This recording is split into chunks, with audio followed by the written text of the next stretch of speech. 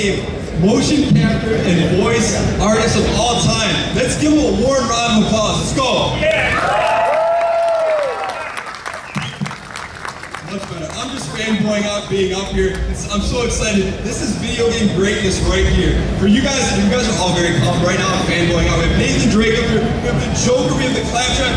We have people from Call of Duty. It just doesn't happen like this. I'm so excited you guys are here and I have the pleasure to introduce Keith Arrow, better known as the president of PCB Productions. And what does that mean to you? This guy has produced 7 of the 10 last best-selling video games of the past year. He's brought his wealth of talent with us, and he's going to be our panelist today. Let's give a warm round of applause for Keith Arrow. Hey guys, how are you guys doing? So we have a fantastic panel for you guys today. Thank you for having us. I've been in the industry for way too long, for about the past 20 years. I started out with games like working on Earthworm Jim and Battletech and Demolition Man. And so for the past 20 years, I've worked on over 600 games now. And I've been working on everything from SOCOM, Prince of Persia, Ghost Recon, the Tony Hawk series, and most people know me now for the Call of Duty series. I've done the last 9 games with all of these gentlemen right here.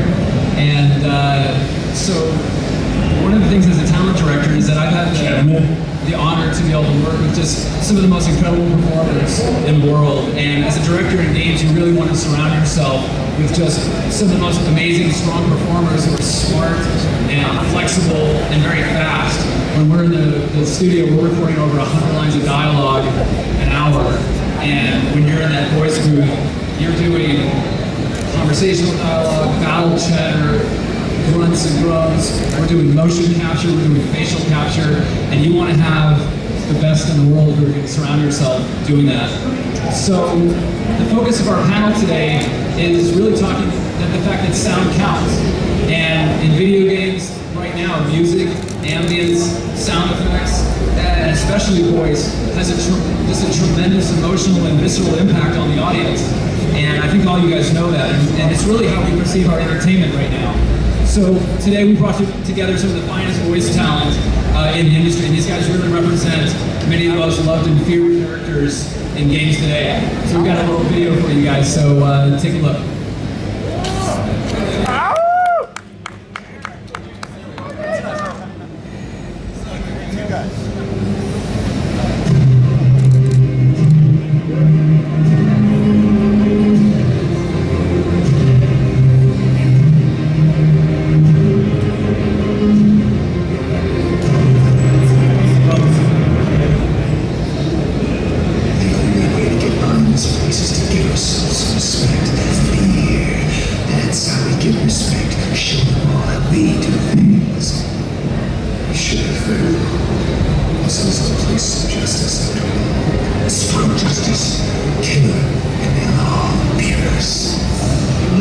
Wants to open a communication channel.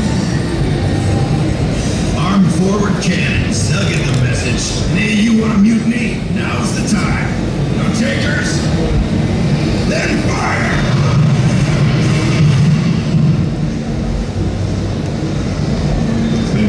Gentlemen, we're looking up from the down here. Please, everything is right. Why don't you just take a minute? Say a prayer, that's your way.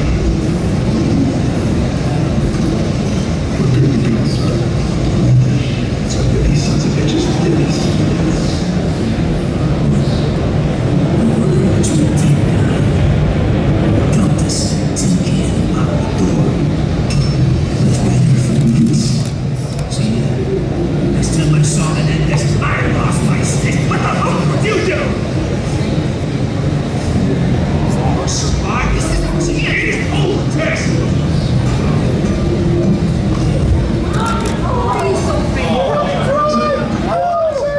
Stop.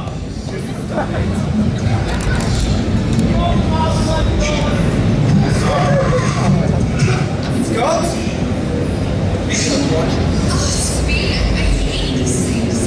Just kill it. Go Elizabeth. All right.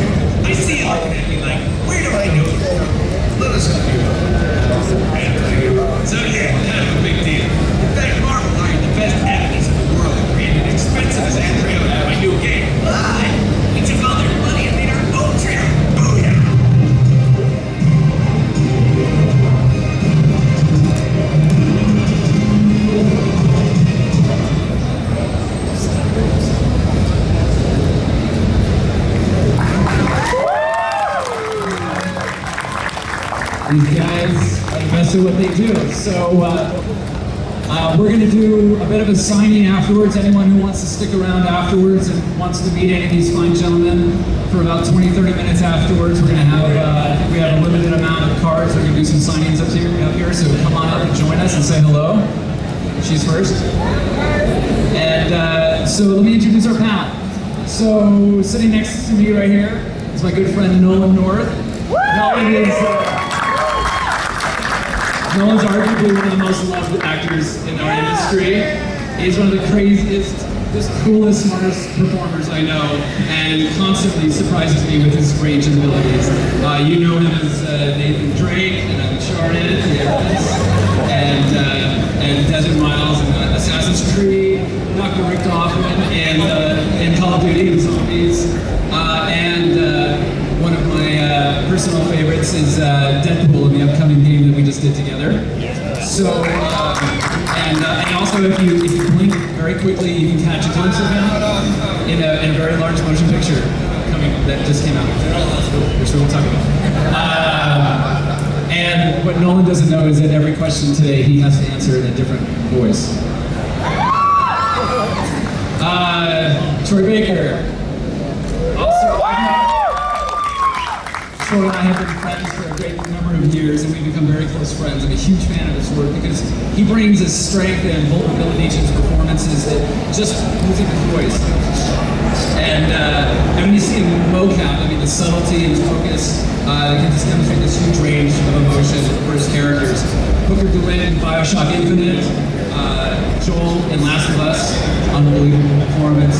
Claire in Saints Row, which is always fantastic, and Troy brings together, I think, just what represents a lot of what we expect in our games right now. James Burns. One of the coolest actors out there. He brings his Clint Eastwood edge with his attitude of Steve McQueen. I just love this man. I've worked with him on several projects. I had the pleasure to work with him on Call of Duty. And he also actually, which we can't talk too much, but he stars in my new film that's coming out next year. And his background behind the microphone and on camera is just incredible. The intensity that he brings to his performances, and as you know him in Call of Duty for Frank Woods, is amazing. And also been doing voices also in Doom and in Dead Space 2, I believe, as well, correct? And behind the microphone and in front of the camera, just incredible. Steve Bloom. This is one of the hardest working actors I know. This man does everything.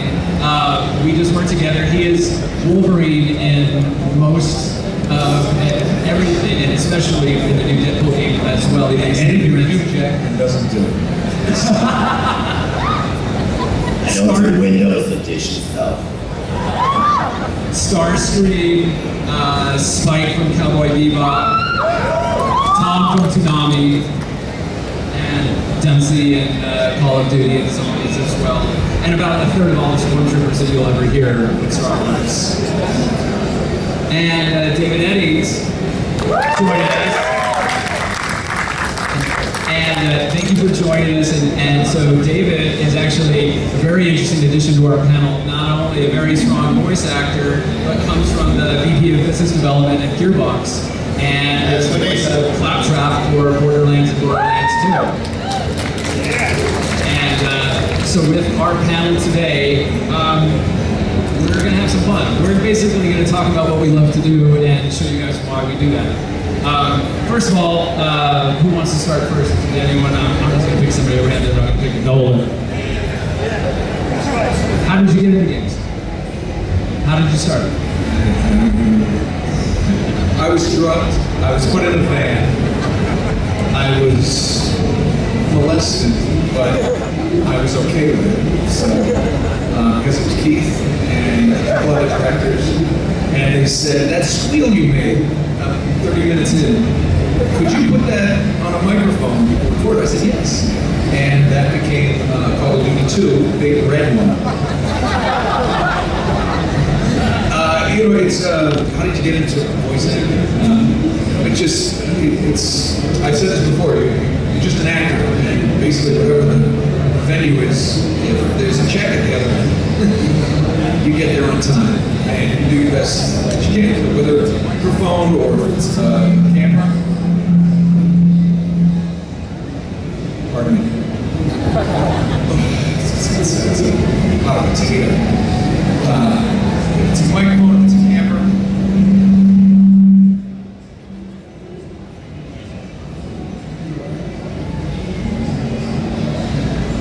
It's all the same. And I'm just happy to continue working. And thanks to everybody out there. Our sport. It's called upstaging. So Troy. So before you came out to Los Angeles, were you working in film and doing voice, or where did you start off?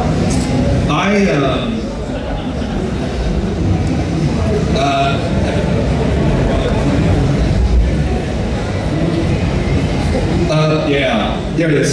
I started off as a musician in Dallas, and we were doing our album at the studio that also did a lot of commercial stuff. And I just stumbled back. Would you sign this while I'm talking? So I was in the studio.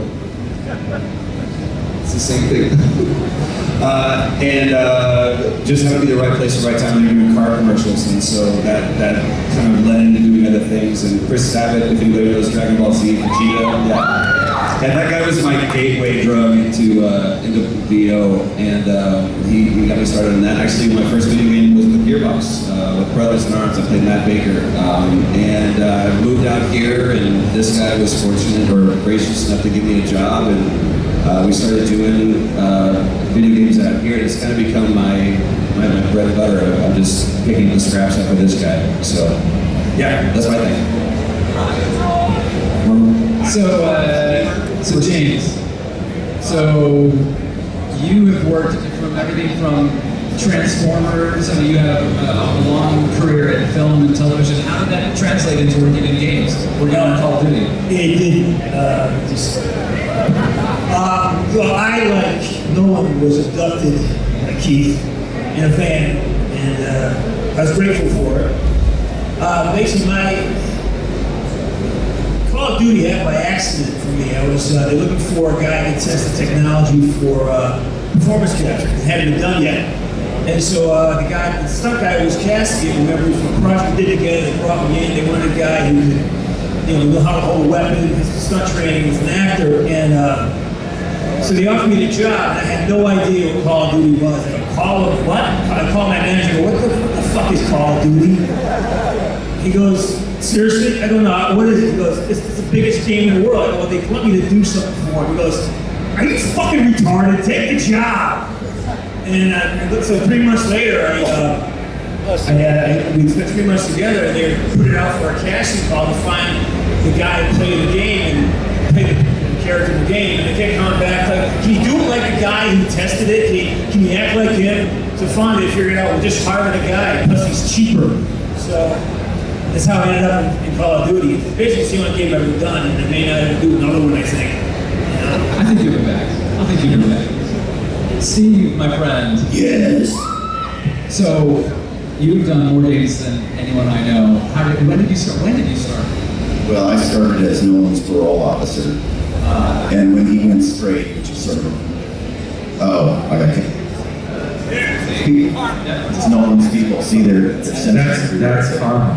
That's pace. How does it? He's got a button back there. Don't take it. There's no such thing. Let me answer. Like Steve To this one. That's you. It's my turn. No, I started in anime about 20-something years ago, and video games was just a natural transition for me. My first video game was actually for LucasArts in Full Throttle many years ago. And it was kind of the same process as working in anime, except I didn't have to match lip class, so it was just a natural transition for me. And I'm the guy who's willing to stream for 4 hours. I think there are a few of us here that are willing to stream for 4 hours. I think that's why I work so much, because I have extra organs that will accommodate that.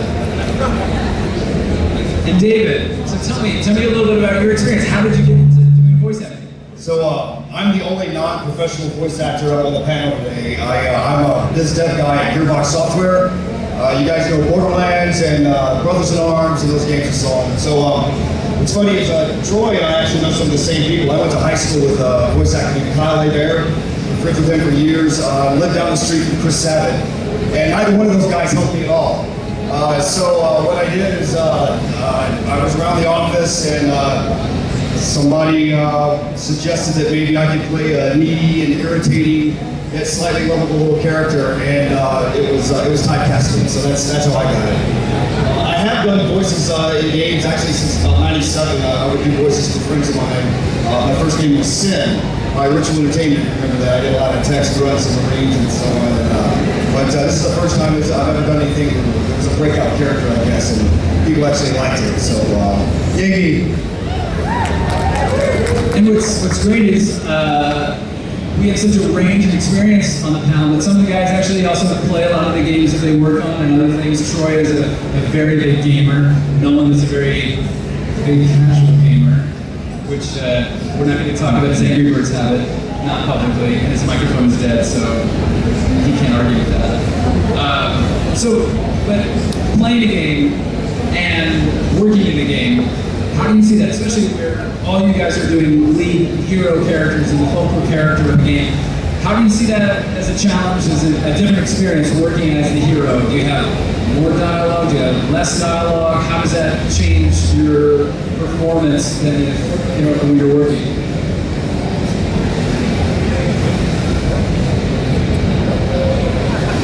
Well, I first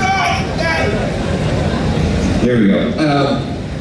I think we've seen like the model of the hero change, especially over like the last 5 years. And I think this one works too. This is fantastic. And I think a lot of it really changed with what Nate Drake brought, because we saw a different kind of even reluctant hero, this brash, adventurous guy who was a very attainable person. And I think that what I try to do, bringing like experience as a gamer to whatever I play, is just having that perception of what pisses me off in a game, and don't do that.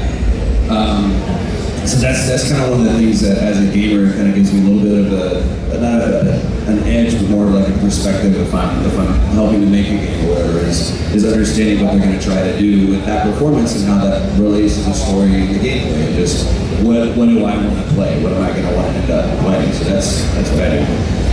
And now a lot of you also have a lot of experience doing motion capture, especially this gentleman here, done a couple of these Uncharted games So tell me about your experience doing motion capture. I mean, everyone here I think is an actor first, and voice acting, motion capture, facial, all comes out of that. But tell me your experience in getting involved in that.